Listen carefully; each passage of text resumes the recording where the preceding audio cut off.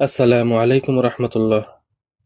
অষ্টম শ্রেণী গণিত অনুশীলনী 2.2 এর উদাহরণ 3 নিয়ে আলোচনা করব ইনশাআল্লাহ।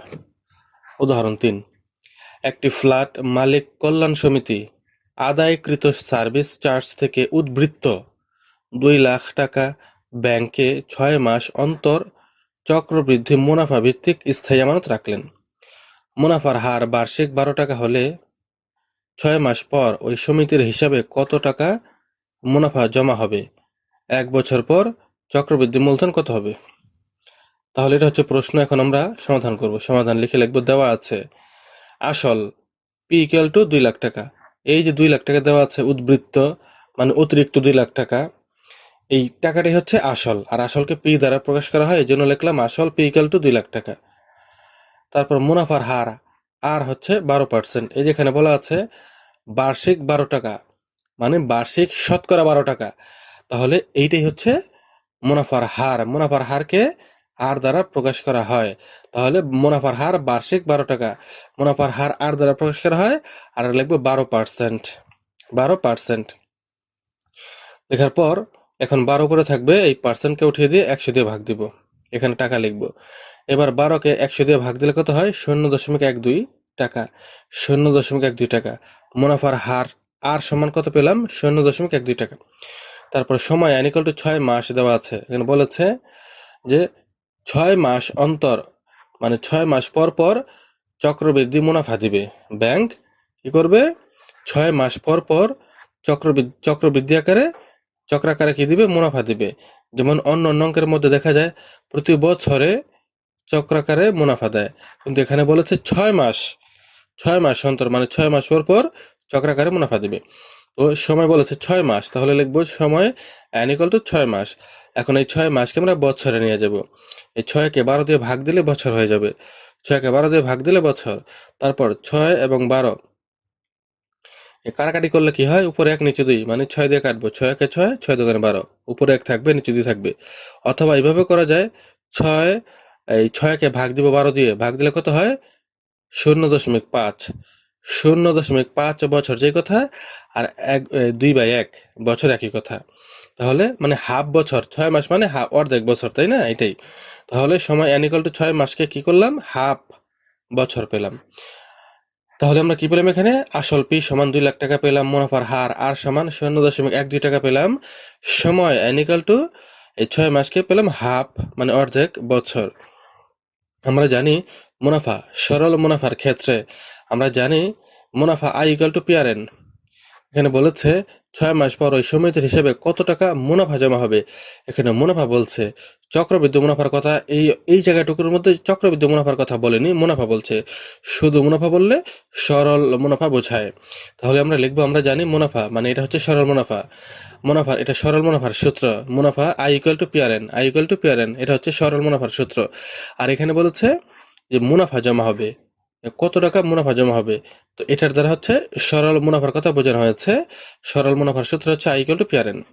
এবারে পি এর জায়গায় লিখবো 2 লাখ, আর হচ্ছে মুনাফার হার 0.12, এই যে 0.12, এন হচ্ছে হাফ, এই যে 2/1, এটা হচ্ছে হাফ।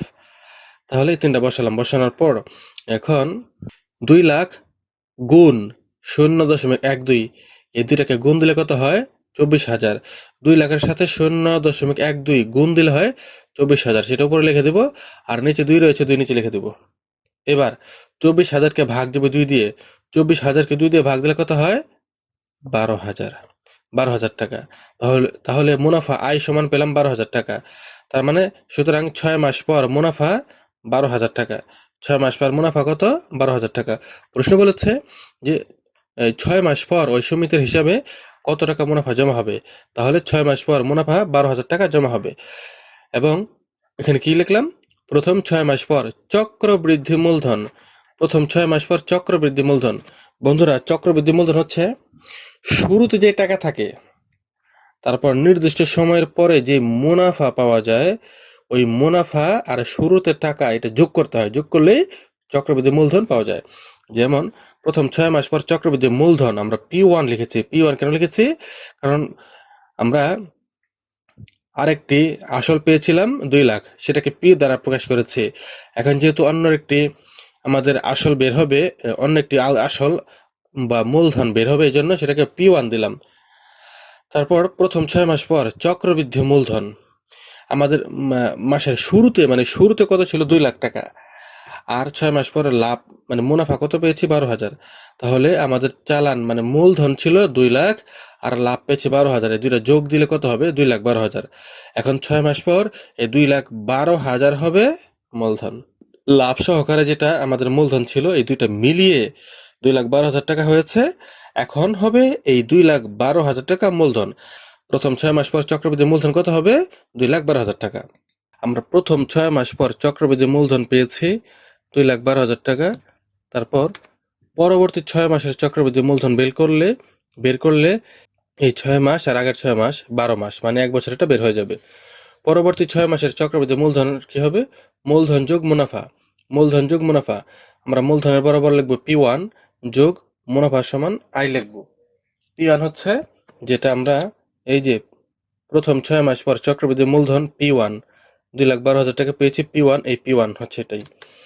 আর মুনাফা আই, তারপর P1 এখানে থাকবে আই হচ্ছে মুনাফার সূত্র, আই ইকুয়াল টু PRN হয়, PRN, কিন্তু এখানে P এর জায়গায় P1 দিতে হবে, কারণ আমরা প্রথম 6 মাসের চক্রবৃদ্ধি যে মূলধন পেয়েছি সেটা নেব, এই জন্য লিখবো P1।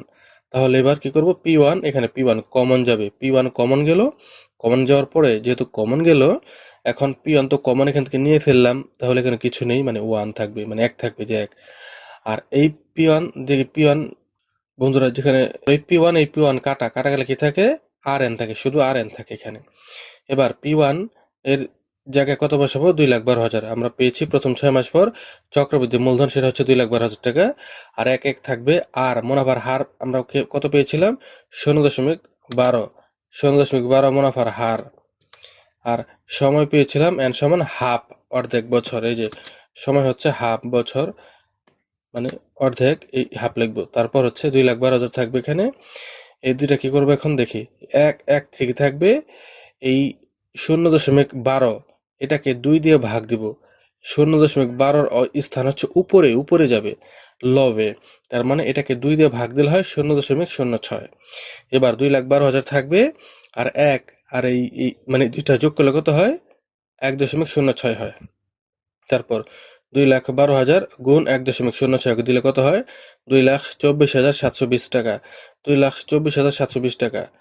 তারপর কি হবে এখানে, এই যে আমরা কি পেলাম, পরবর্তী 6 মাসের চক্রবৃদ্ধি মূলধন। পরবর্তী 6 মাসের যে পেলাম, এখানে কিন্তু প্রথম 6 মাসেরটাও ছিল। তারপর কি হবে এখানে, নির্ণয় 1 বছর পর চক্রবৃদ্ধি মূলধন হবে 2,24,720 টাকা। উত্তর হবে 2,24,720 টাকা।